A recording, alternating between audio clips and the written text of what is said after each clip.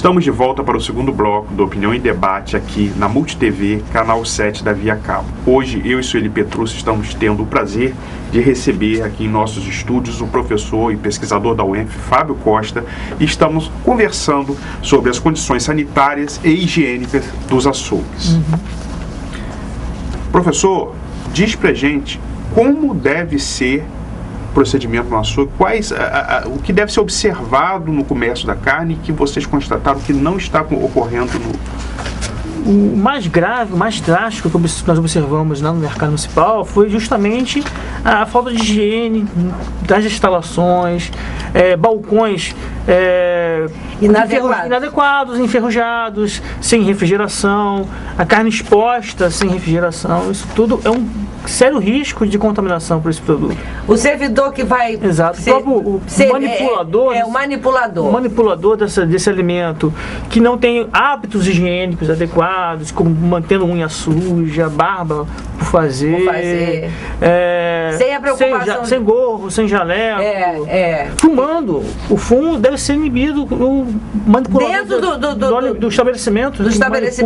E fumando ele sem luva vai manusear aquela carne. Exatamente. Professor, isso não tem uma fiscalização? Deveria ter. Não. A prefeitura deveria estar fiscalizando, né? Deveria. Mas isso não é um ponto básico, um ponto necessário, obrigatório? Sem dúvida, sem dúvida. Aí a gente está falando da vigilância sanitária municipal. Exatamente, que é o órgão responsável pela fiscalização, pela autuação, porque a vigilância sanitária tem poder de polícia, ela pode fiscalizar, autuar, advertir e interditar qualquer estabelecimento. Lógico que existe a questão política envolvida. Vamos esquecer a questão política e vamos mostrar para o nosso telespectador como é que nós podemos fazer isso. Sim, o consumidor o consumidor pode fazer o quê?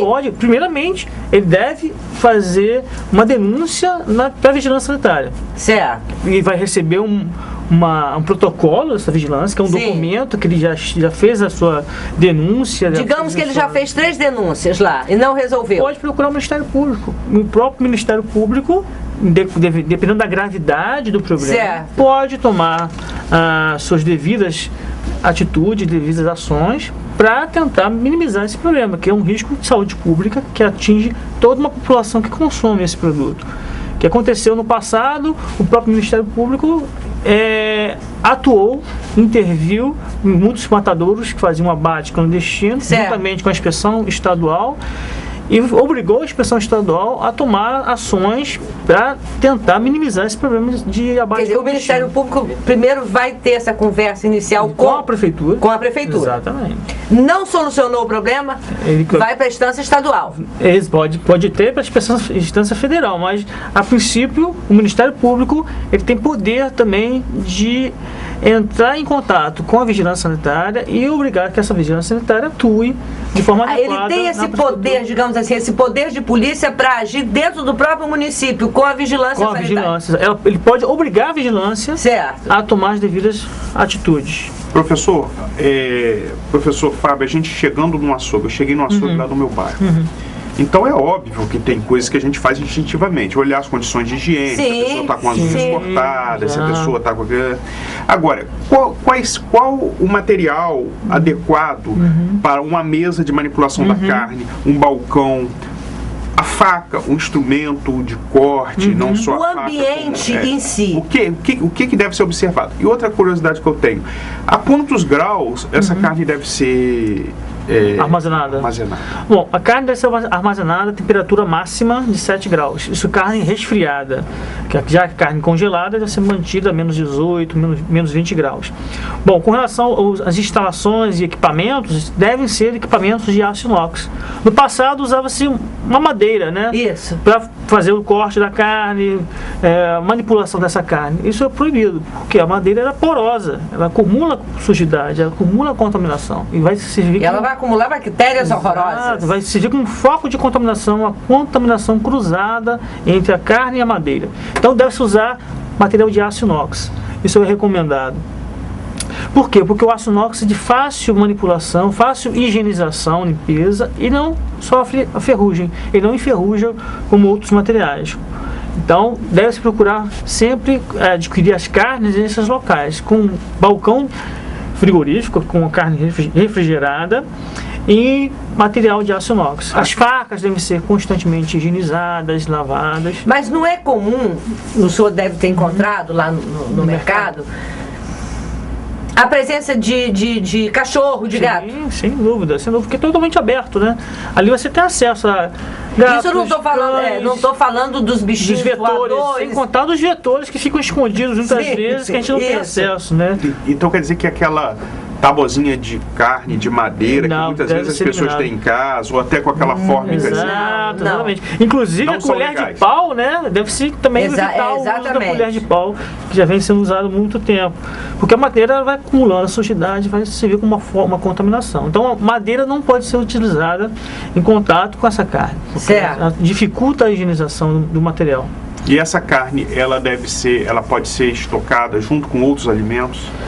Não, a carne tem que ser... Não pode haver, por exemplo, o armazenamento de carne de boi com carne de frango simultaneamente, no mesmo ambiente. Mesmo que embaladas? Embalado não vem. Pode. Mas a carne sem embalagem, você não pode, porque se pode uma contaminação, que é uma contaminação cruzada. Então, os micro-organismos do frango podem passar para a carne e da carne para o frango. Isso pode causar uma intoxicação no consumidor. Estou pensando aqui, isso serve não só para o açougue, mas também para esse comércio de churrasquinho, que já preparam. Já deixa tudo armazenado. E às vezes junto com a cerveja. Exatamente. Né? Isso aí é um problema sério. Complicado. O próprio gelo, né? O próprio gelo Que vai entrar em contato com essa cerveja. E às vezes junto o churrasquinho, o espetinho de boi, com de frango, com de carneiro, com de... Muitas vezes o comerciante deixa esses espetos já prontos. Isso. E uma temperatura branda, não muito quente, nem muito frio. Isso também propicia o crescimento microbiano, que o consumo vai ser imediato. Ninguém vai reaquecer aquele churrasco para consumir. Então já tem um consumo imediato, o risco às vezes é até maior. Se, por exemplo, eu tiver um espeto pronto, já para ser consumido de imediato, ele entrar em contato com uma carne crua, ele vai se contaminar. E você tem um risco grande porque esse produto já está pronto para o consumo. Não vai sofrer um reaquecimento. E com isso eu vou ter um problema sério de contaminação. Professor, quando o senhor, ainda no desenvolvimento dessa pesquisa, desse projeto de extensão, quando o senhor chega no estabelecimento, o senhor diz o que o senhor está fazendo? Nós fomos lá, eu me identifiquei como professor, eu mais 3 alunos, e nós nos identificamos.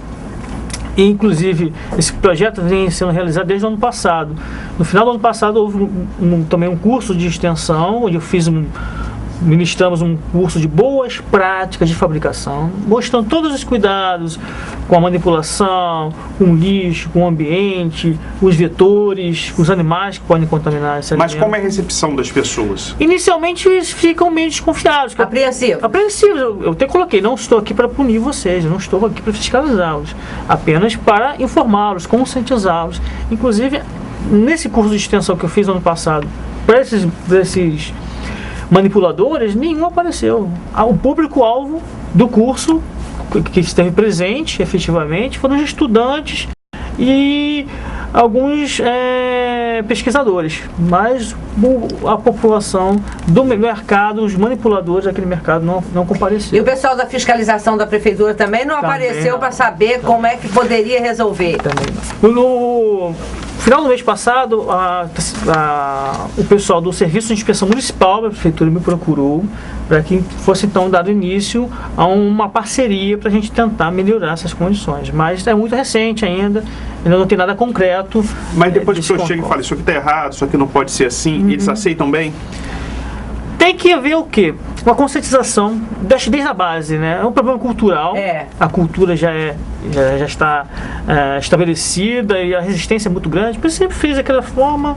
Se você ficar falando, ou seja, não justificar provavelmente se voltar lá agora vai estar tudo como dantes. Exatamente. Então qual é a perspectiva? Qual seria a solução, ao meu ver? Fiscalização, orientando, punindo, fechando, interditando dos casos críticos, graves. O próprio consumidor consciente e a formação de opinião. Então, o outro desdobramento desse curso de extensão é o quê? mostrar para os estudantes de ensino médio, ensino básico, como deve ser feita essa comercialização, essa manipulação para formar opinião, porque é muito mais fácil você orientar uma criança, é muito mais acessível essa orientação, essa informação muito melhor aceita por uma criança ou um adolescente do que por um adulto que já está habituado com essas práticas. Então, eu vejo que existe a necessidade da fiscalização, mas também a necessidade da orientação, da informação para esse público que está crescendo, que serão os futuros comerciantes, consumidores desse produto. E exigência também do consumidor. Lógico, você orientando o consumidor a respeito das condições normais, dos seus direitos, ele tem como obrigar a cobrar também a qualidade do seu produto. Nessa pesquisa, o professor Fábio, você chegou a levar um problema mais grave à fiscalização? Não. Meu papel ali foi apenas verificar um local. Foi só uma pesquisa. Pesquisa, exatamente. Mas não achou assim nada de absurdo que te levasse a fazer. Mas você procurou. Procurei. Inclusive, antes de estabelecer a pesquisa, fazer o levantamento, eu procurei a vigilância sanitária e tentei fazer um convênio, uma parceria, uma vigilância, mas a burocracia é um pouco grande ainda, então não tive resposta a respeito da vigilância. Agora, você ali estava fazendo uma pesquisa, não tinha... Eticamente, você poderia fazer uma denúncia? Qualquer consumidor pode, tem o direito e a obrigação. Exatamente por isso que eu perguntei. Se você voltou a fazer esse convite à fiscalização, ou se você chegou a pensar em fazer a denúncia? Sim, com essa exposição, lógico que isso acaba repercutindo para a prefeitura, e acredito que eles agora vão tomar as devidas precauções, vão atuar mais efetivamente no local. Inclusive, a inspeção municipal me procurou para tentar fazer essa parceria para tentar minimizar esses riscos. Eu acredito que por conta dessa exposição, dessa divulgação dos resultados, eles se preocuparam um pouco e me procuraram no mês passado. Mas chegou a situações assim, gritantes? Sim, sempre existe situações gritantes. Mas a pesquisa não ficou restringida só ao mercado municipal, você esteve em bairros? Bairros também, mas o foco principal foi o mercado municipal. Os problemas mais graves foram encontrados no mercado municipal. Eu gostaria de falar um pouco mais sobre isso, mas eu não sei, de repente, talvez no próximo bloco. Porque eu acho que nos bairros a situação do açougue, ela está mais para originalidade, não é, do que daquela coisa que temos ali no mercado municipal. Nós vamos agora para um breve intervalo e voltamos já com o terceiro bloco do Opinião em Debate aqui na Multi TV, canal 7 da Via Cabo.